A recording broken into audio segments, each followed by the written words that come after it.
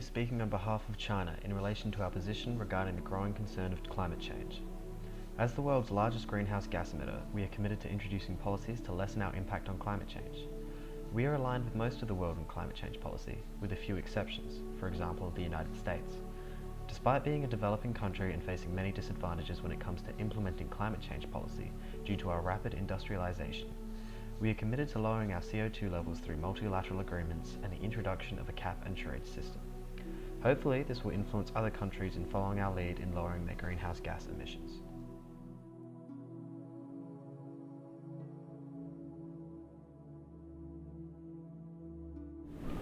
We face many limitations in our development of renewable energy systems.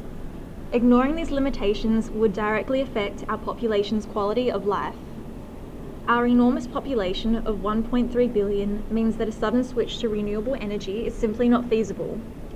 Thousands of small towns rely on coal factories for power, jobs, and livelihood. As a developing country, we face the threat of poverty in rural villages and cannot risk the instability that would occur with too rapid change away from fossil fuels. We have already reduced factories to their most efficient state by replacing many small coal factories with fewer large ones. The enormous scale of our population means that small adjustments in energy efficiency have significant impacts on coal savings. Our coal consumption dropped by 2.95% in 2014 and 4.7% in 2016. A sudden switch to complete renewable energy would threaten the safety, welfare, and security of our population. We will not risk such instabilities. Geographic insecurities are another setback in our switch to renewable energy. In 2012, the first year of our 12th five-year plan, 1,445 wind power plants and 827 wind turbines were installed. Yet the so-called wind abandonment phenomenon caused by the instability of wind, difficult transportation means, complicated development of electricity networks, and difference in course and market disrupted the development of our wind industry. Consequently, clean energy and investment has been wasted. Total abandoned wind energy amounted to over 20 billion kilowatt hours in 2012. Abandonment of such energy creates economic losses and risks the livelihood of small villages dependent on power from the grid. Economic complications can also be illustrated by the collapse of the wind turbines in the Gansu province and the fire that destroyed the wind turbines in Mongolia in 2010. Furthermore, while we are promoting biofuel due to its biodegradability, we are limited by its insufficiency in comparison to fossil fuels. Crops are needed in order to produce energy from biomass, and this creates an increase of food prices for the population. Rural villages suffer greatly from these raised food prices. Geographic issues complicate our switch to full renewable energy as we have no control over weather patterns or seasons for crop growth. Our greatest issue with reducing emissions is our shortage of funds. In 2010, revenue from tariff in China was 10 billion yen. However, this only met 70% of our subsidy demands. The funding gap amounted to 10 billion yen in 2011, and in 2012, this gap increased to more than 20 billion yen. Hence, our severe shortage of funds makes our targets in our 12th five-year plan extremely difficult to meet. Under this plan, we are aiming for the electric production of wind energy to reach 200 kilowatt hours, the production of solar energy to reach 50 billion kilowatt hours, and the production of biomass energy to reach 70 billion kilowatt hours. However, subsidy funds are predicted to exceed 100 billion yen in 2015, with only 90 billion yen of additional tariff to be claimed in the same year.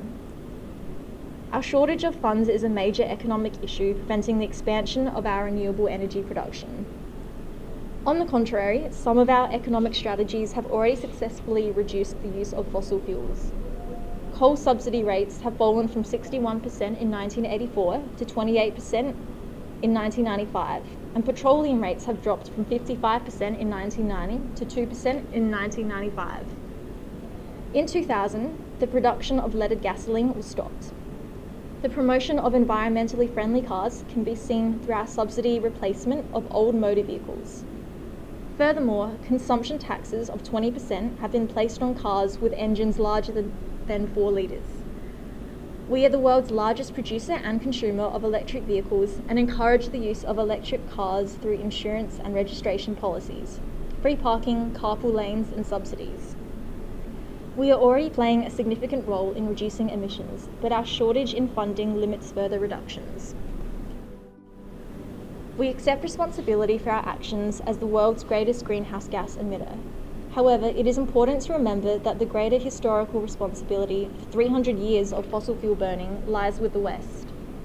We have doubled our solar energy production capacity in 2016 and are now the world's greatest producer of solar energy.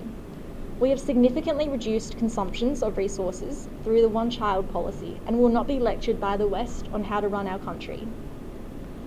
The US is the greatest emitter per capita, and their population is only a quarter of ours. We are developing our renewable energy industries faster than many Western polluters. Despite many setbacks, we are taking responsibility, we are taking action, and we urge developed countries to focus on reducing their own emissions.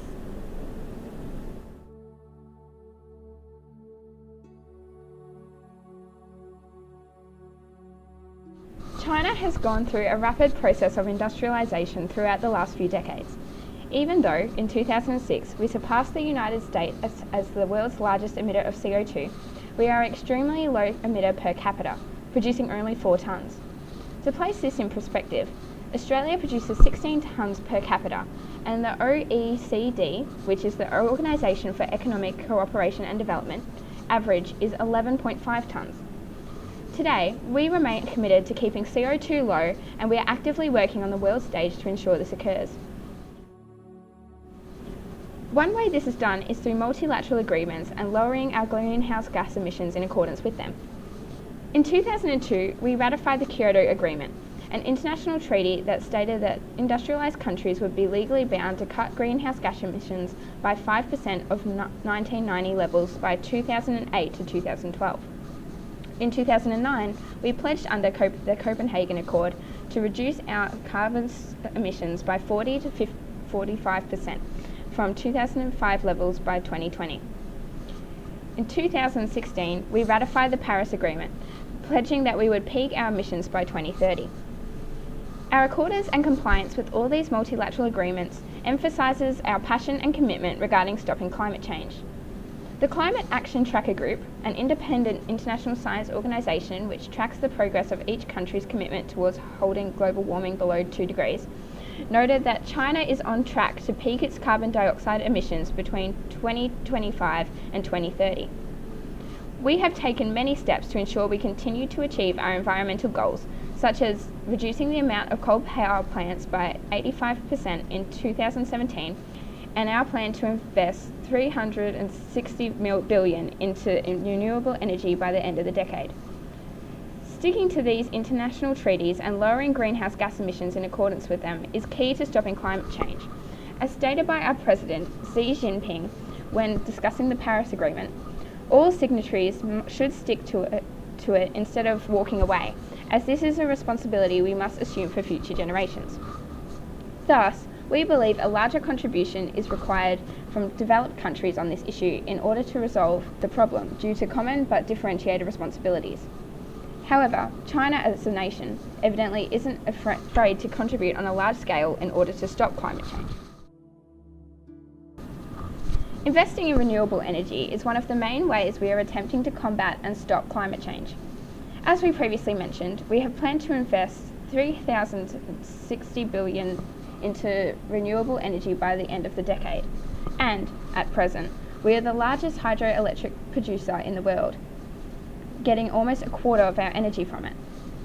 The amount of non-fossil energy we use every year rises, accounting for 1.5% in 1960 and rising to 8.65% in 2010, highlighting that we are serious about pursuing renewable energy and believe, as stated by government official Zhang Guobo, renewable energy, including solar, wind power and hydropower, will contribute to a better energy security in China. In addition to our pursuit of hydroelectricity, we are also committed towards the use of solar energy. We are proud to state that we are the world's biggest producer, exporter and marketer of solar water heaters in the world, accounting for 76% of the world's totals. We are the largest investor in solar photovoltaics, PV, which refers to the power systems that are used to store solar energy, surpassing Europe and Japan in 2007. This paves our way for us as a nation to be less reliant on coal, a goal we've been striving for since our sixth fifth-year plan in 1982. Today, we are striving for the same goal, thus for green energy to be promoted, underscoring our commitment to reducing CO2. Therefore, as a nation, we believe that investing in renewable energy is the way to stop climate change. However, we can't do this alone. Stopping climate change is a global responsibility. Instead of disregarding it to pursue economic interests, we should, as stated by our President Xi Jinping, protect the environment while pursuing economic and social progress, to achieve harmony between man and nature and harmony between man and society.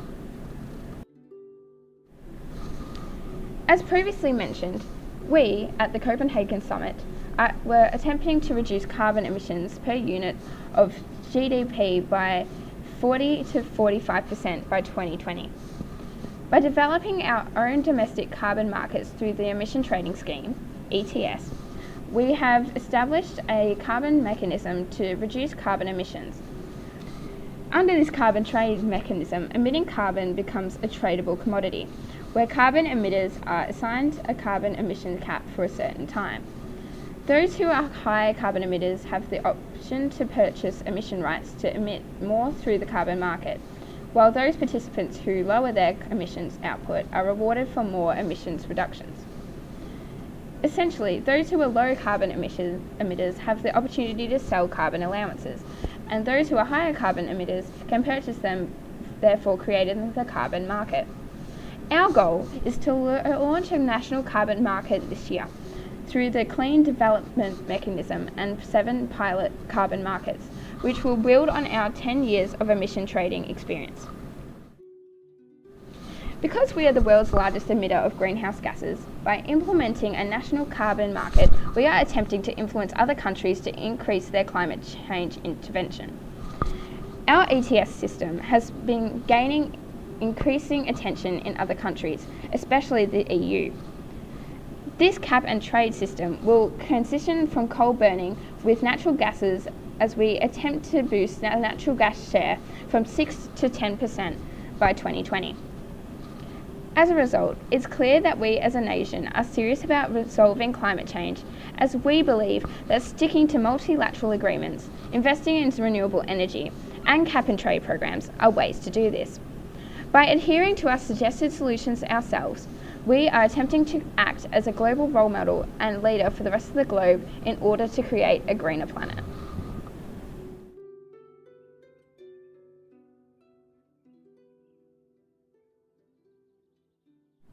Since 2006, China's greenhouse gas emissions have exceeded those of any other country in the world, while our energy consumption levels have also been the highest globally since 2011. But although China's absolute carbon dioxide emissions are the highest in the world, per capita, Chinese citizens emit only 7.6 tonnes of carbon per year, or 1 tonne more than the average emissions of a citizen of the European Union.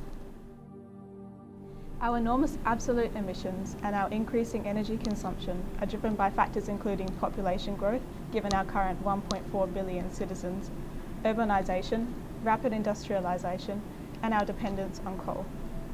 Approximately 90% of China's carbon dioxide emissions are from fossil fuel combustion, primarily in the power generation and manufacturing sectors. These two sectors will be explored in more detail during this section of the presentation. In particular, we rely heavily on coal-derived energy, which releases the most carbon dioxide per unit of energy produced compared to other energy sources. In 2014, China burnt more coal than the rest of the world combined. So what are the sources of our emissions? As shown in this graph, our manufacturing industry consumes the greatest proportion of electricity and fuels, and it's responsible for a significant proportion of our carbon emissions. However, it is important to note that China manufactures goods that are exported throughout the world, especially to North America and Europe. Therefore, the carbon emissions generated during the manufacturing process of these goods, known as the embodied emissions, may be arguably attributed to the international consumers rather than China, the place of production. From this perspective, the overseas consumers of Chinese goods were responsible for approximately 25% of national carbon emissions in 2015, according to Liu 2015. Much of our greenhouse gas emissions also result from rapid urbanisation and population growth currently underway in China. Urbanisation has resulted in an increase in the construction of residential buildings, for which the processes of building, and in particular cement production, releases high levels of carbon dioxide. It is in fact estimated that cement manufacturing in China alone produces 5% of carbon dioxide emissions worldwide, as China manufactures nearly 60% of the world's cement. Another factor is that China's energy use has increased over the past decades. As urban areas expand and more people achieve a higher standard of living in cities, demand has increased for infrastructure, electricity, heating, and other energy-consuming services, making residential energy use responsible for up to a quarter of China's greenhouse gas contributions. In fact, according to research by Schroeder et al., there is a correlation between the increased income of Chinese citizens and their energy demand. The greater use of cars and transport infrastructure stimulated by the rising incomes of urban populations is furthermore a key source of greenhouse gas emissions, and some research indicates that emissions from transport may soon be greater than those from industry. If current trends continue, there could be up to 500 million vehicles on Chinese roads by 2030, releasing 1.3 billion tonnes of carbon dioxide, compared to the 730 million tonnes of carbon dioxide emissions that the transport sector accounted for in 2014. During the 1990s, our leaders viewed socio-economic development and the alleviation of poverty as the national priority, while environmental degradation was considered a necessary price to pay to achieve this outcome. This pursuit of development has shaped our stance to be in favour of the historical emissions responsibilities and common but differentiated responsibility, which will be explained by Sam later in this presentation. Undoubtedly, as the world's biggest polluter, we have a responsibility to reduce our carbon emissions. Not only are we now acting to do so under international pressure, it is also in our domestic interest due to the impacts of climate change on our own citizens.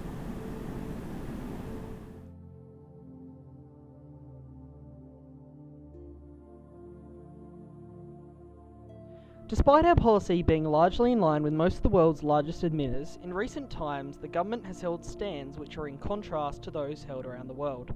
These disagreements have in most part come with the United States of America, itself the second biggest emitter of carbon dioxide and other greenhouse gases. In this section of the presentation, our arguments against the United States' stand on climate policy will be detailed, especially within the realms of domestic and international policy.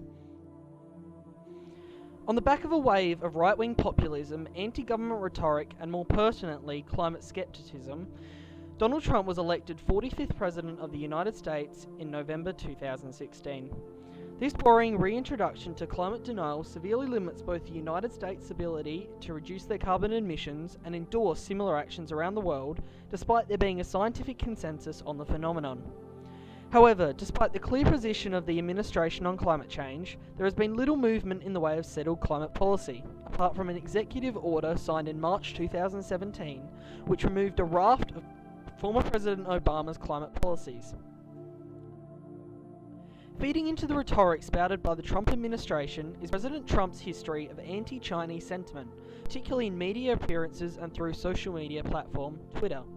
In relation to climate change, one tweet in particular caused an incendiary reaction in China when it was brought to popular attention after he was elected to office. This tweet implicitly stated that the concept of global warming was created for and by the Chinese. This is a view we strongly and steadfastly disagree with. This was most comprehensively disproved by Deputy Minister Liu Xinmin, as when asked about the tweet, he replied, "If you look at the history of climate change negotiations, actually it was initiated with the support of the Republicans during the Reagan and Senior Bush administration." Put aside the rhetoric produced by the current US administration, on the issue of climate policy, we have determined two different policy areas which we believe the US hold an incorrect and unproductive position. These policies are the concept of common but differentiated responsibilities and the introduction of emission trading schemes at a national level. It is these differences which have made our nation a global leader in climate change mitigation and policy. Throughout the past presidencies and in the current time, one enduring theme of the discussion between China and the US is the provision of common but differentiated responsibilities, as established in the Paris Treaty. This concept is defined as a principle which recognises historical differences in the contributions of developed and developing states to global environmental problems and differences in their respective economic and technical capability to tackle these problems. As outlined by our ambassador to the UN, Li Jiyi, in March 2017, this principle is productive as putting more responsibility on fully industrialised nations in the present allows us to move towards further national development, thus increasing our climate mitigation ability in the future. The second policy area which we disagree with the United States and encourage their government to implement is an emissions trading scheme, or ETS. This scheme is a direct practical action to achieve emissions targets and further signal a true shift towards climate change mitigation. As outlined by Hamadi, Sherif and Weissman, an international model of emissions trading as proposed by the US would be unable to operationalise the common but differentiated responsibility principle of which we adhere to. Furthermore, we believe that instead of simply allowing state legislators to form their own ETS policy, as exists in 14 states including New York, Arizona, California, New Mexico and Washington, a national ETS should be implemented in line with our views of the United States' responsibilities on emissions reduction. Due to the similarities between our economic predispositions, population sizes, and the challenges confronting us in relation to a future with climate change, our stance is strongly aligned with that of India. Whilst trying to mitigate our carbon dioxide emissions, which for both countries are amongst the highest in the world, we have also the shared responsibilities of meeting the needs of our enormous populations, that is, promoting socio-economic development, creating employment opportunities to improve our citizens' standard of living, and eradicating poverty for millions. We are also tackling food and water insecurity, ecological degradation, and health hazards arising from the effects of climate change. Therefore, China and India agree on the fundamental principles of common but differentiated responsibilities, historical responsibility, and equity for every country, and we are willing to cooperate with India to achieve our aims for balancing these pressing needs. In particular, given our status as emerging economies in the process of rapid economic development, we are uniting to urge the United States and other developed countries to fulfill their historical responsibility. This was evident when the premiers of China and India released a joint statement in 2015, urging the developed countries to raise their pre-2020 emission reduction targets and honour their commitment to provide $100 billion per year by 2020 to developing countries. The historical responsibility argument suggests that developed countries have the prime responsibility for reducing emissions so that less developed countries are not restricted from industrialising. In summary, the position of the People's Government of China is that we are aligned with and satisfied with the climate policy of most of the world, with the glaring exception of the United States of America. This is a result of both the brash rhetoric from the administration and the President himself, as well as the policies which differ from our own. We also maintain that all nations should sign and maintain adherence to international treaties mandated under organisations such as the United Nations, especially the Paris Treaty, of which we are still committed to.